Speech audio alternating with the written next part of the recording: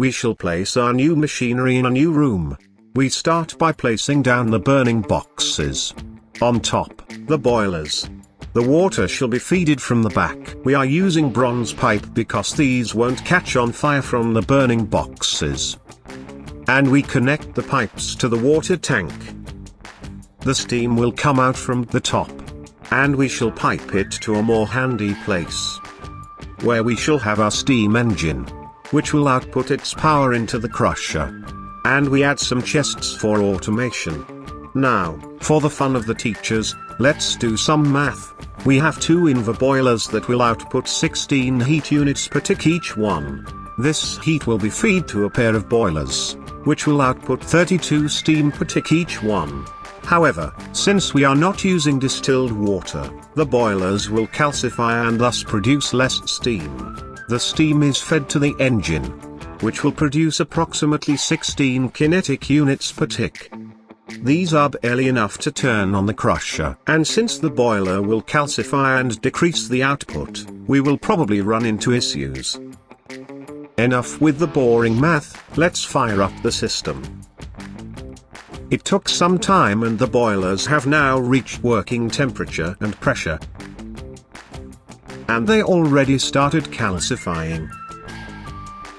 Anyways, the steam is being moved to the engine, which is starting to punch. However, the output power is still low and the crusher can't start working. We just reached 8.5 kinetic units and we need 16. After some time, the system stalled at 13 kinetic power, which is not enough, so we go with plan B. We take our crucible burner, which outputs slightly more heat, and use it to replace one of the 2 boiler burners. However, we notice that one boiler pressure is tickling too high. So we increase the piping size and thus we finally managed to reach 17 kinetic units and the crusher finally started working. Not exactly working since it is just crushing air. So we swiftly grab something to crush. And now it is finally doing something. The engine stabilized at 18 kinetic units and we finally have our first output. We can process this in many ways, all gregtech ways, but I think we will aim at placing it inside a sluice to get the maximum byproducts. Until we build that additional setup, we are going to throw it into a cauldron and shovel out of it the mineral scraps away from the stone pebbles. Or, with enough heat and time, both of these can be also melted down into something that we can then cast out. Before doing so, let's make a better crafting bench. This gregtech bench, other than keeping the crafting grid, also has some space where we can leave our tools. And a drawer where we can put tools that will take damage before the ones in the crafting grid. Next, since we have found a lot of galena and pitchblende deposits, we are going to make our tools out of uranium. Luckily the radiations won't hurt us since it is not enriched yet. And we are making hoppers with the lead.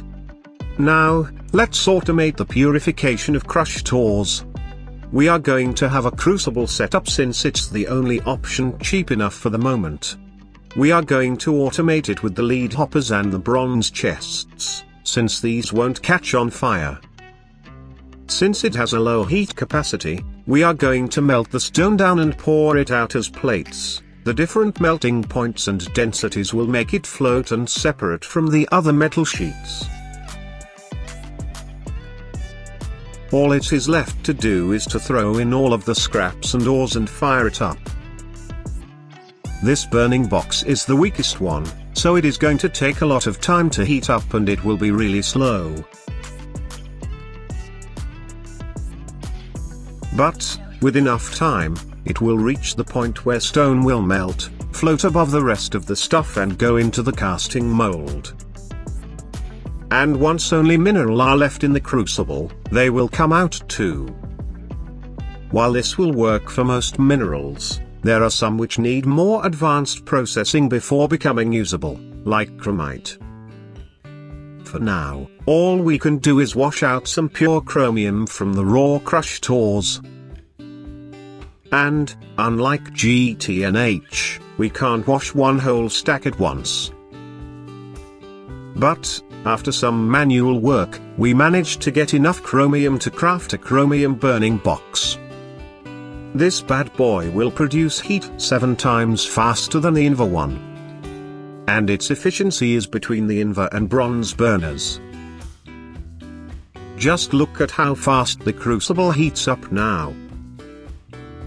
Hopefully, nothing will boil or blow up. Meanwhile, our boiler's passed the 30% calcification and the engine is now running below the kinetic power threshold of the crusher. So we decalcify them. The next upgrades are going to require a lot of bronze. And, instead of cooking it, we are going to cook something different. We need this alloy for doing more precise and automated stuff. We are going to hammer it down and make cables out of it. Also we need a pair of wire cutters. And finally we have something to do automated stuff. Now that we have all the parts, we can start building the setup. At the center we have our crucible with its heater. Above that we shall have 3 hoppers. 1 for feeding the crucible and 2 for regulating the material amounts. Next to the crucible goes the crafting molds. With some automation that this time will depend on redstone signals. Finally we place our thermometer on the front and scale on the back of the crucible. 1 will regulate the output and 1 the input. Using red alloy wires and a wire cutter, we connect the thermometer to the molds and the scale to the hoppers.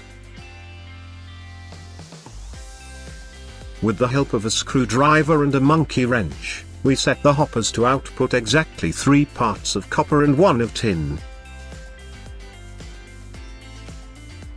Next, after smashing random buttons on the scale, we change the gibberish on its screen to show that it will block the hoppers once the crucible will contain at least 5 tons of materials.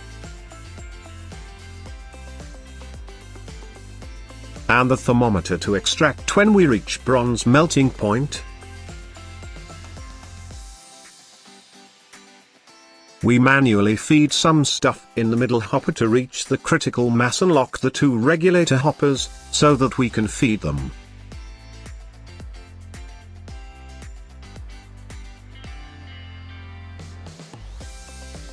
As you can see, they now hold their content.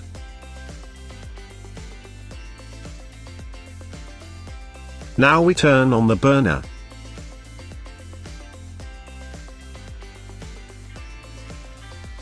And, once we reach the temperature at which tin mixes with copper into bronze, the system automatically pours it out.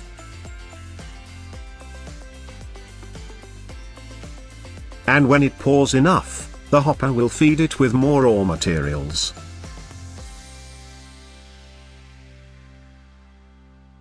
The next machine is going to require rotation power, which is made by a turbine.